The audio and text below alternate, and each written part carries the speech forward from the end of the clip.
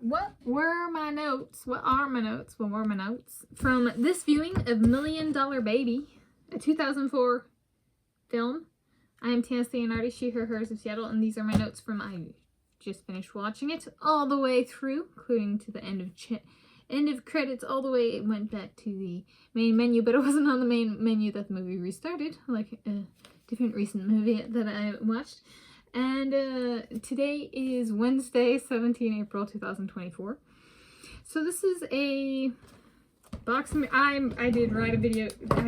I'm coming up with my descriptions as I go through these videos, and then writing a description per the viewing, right? Because I'm viewing it from a certain, or something really captures my attention for one viewing, it may or may not be the same for the next viewing, kind of thing. So for this viewing, my description is a fiction film about a 31-year-old woman and her finding a home in the sport of boxing, including a home gym and competing. So the main character is a 31-year-old woman. As of filming this on Wednesday, 17 April 2024, I am a 31-year-old woman. Fun to come back to the movie and be the same age and same gender as the lead character. Female character, anyway. And so she's starting her boxing career at 31 years of age. And so she goes and really wants to box. It's like kind of always been a dream, you know, kind of thing. And so she goes to a gym, and eventually it kind of becomes her home gym. And the biggest thing was not actually her gender, but her age, right? That's the reason kind of why she ended up at the place where she ended up with two more senior gentlemen as her mentors, trainers. She herself is not some young teenager. She's 31 years of age, like me. And so that was something that I kind of, in coming back and viewing this, is I remember I did not see it in theaters when it came out. I saw it pretty soon after it came out. I remember being like 31 years of age. Man, they've told me I have a 100% chance of getting cancer. I'm probably not even going to make it to 20. I was 22 years of age when I got diagnosed with cancer for the first time. And so I'm alive. I didn't ever think I would make it to the age of this character. And to date, I have not ever done what the main character has done. The main character made money competing in a sport, and the sport is boxing. I've not ever competed in boxing, period, and I have not won prize money in any sport. And so some people ask, you know, do I feel poor? And I live with my parents. I make money, you know, watching my parents' dog and cleaning the house and stuff. That's my revenue these days. And something that's kind of like a job. And, you know, my dad found this up on my car. And he said it might be part of a wire harness, and there's like little claw marks and teeth marks on here.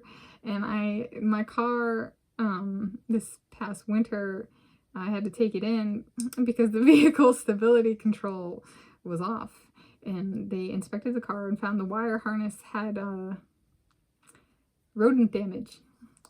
And so this is like, my dad found this in the past week. And I think I had seen it, and there was like a fabric around it, and it looked kind of like the fabric from the backyard where some of the plants are buried. And the neighbors had been having a work crew come in and work on their yard. So I was like, maybe it's been really windy, and they've had like their yard work crew come through with the electric leaf blowers, you know, making a bunch of noise and blowing stuff. And so I was like, well, maybe it came from them. And then Dad was like, oh, I got this. And I was like, it might be part of a wire harness. And he was like, well, maybe it came from your car. And I was like, did the Lemur King put it there?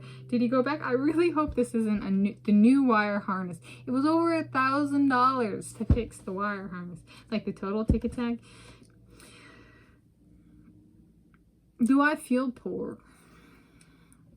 I can't afford another wire harness, okay? Like, I need an employer. So if you want to hire me, Adam Peaty, Kevin Chippos,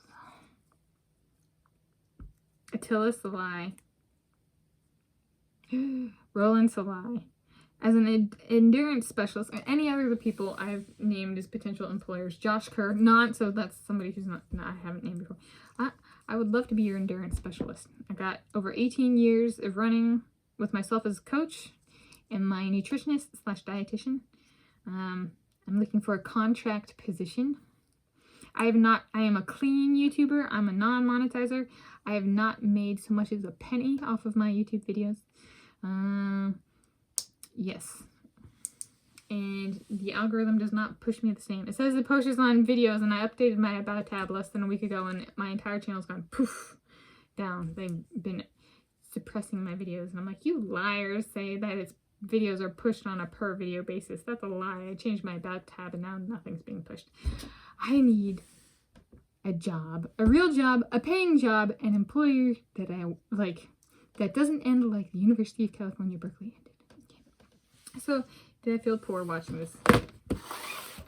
I would love to work in sports, like actual, like performance, like as an endurance specialist, or like, but in performance. I haven't ever done that. I've worked in aquatic sports as a swim instructor, a coach for like 1 year, a lifeguard. I didn't ever do performance. I wasn't the one competing. I wasn't the one making money. I wasn't a specialist for an individual person, like a competitive athlete making money. Compete? No, I have not ever done that.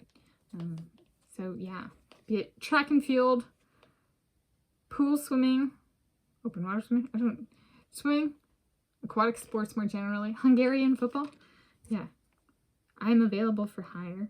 Again, I'm filming this Wednesday, 17 April 2024. Come and get me if you want me. Contract work. A contract is like, can come up with a salary for the year, and then it's instead of full-time or part-time, it's like contract work. I'm even working on that for assessing my student loan repayment options, you know, coming up with some job title and job like routine daily tasks. So there we go. If that helps in writing a contract. So that's what I was thinking about. I was also thinking about how frustrating electronics can be and how damaging they are to the environment. So I live in Washington State, and they say that things are renewable energy, and electricity in the state is what, like 90% comes from dams, which are structures that impede the natural flow of water and migration of animals. And so in other states, a lot of places burn coal or gas and stuff to generate their electricity. And so it's not a clean source in that sense. Also, a bunch of electronics require rare earth minerals that are non-renewable, whereas oil and gas is renewable, just not necessarily at the level of current human consumption. Right.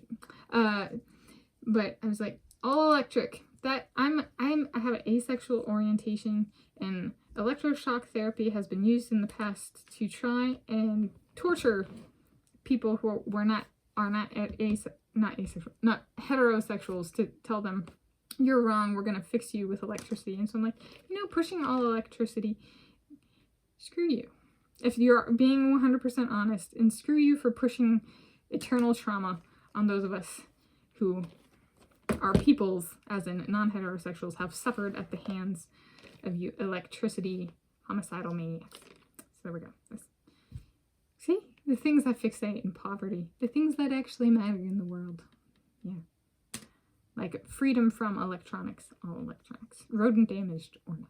Okay.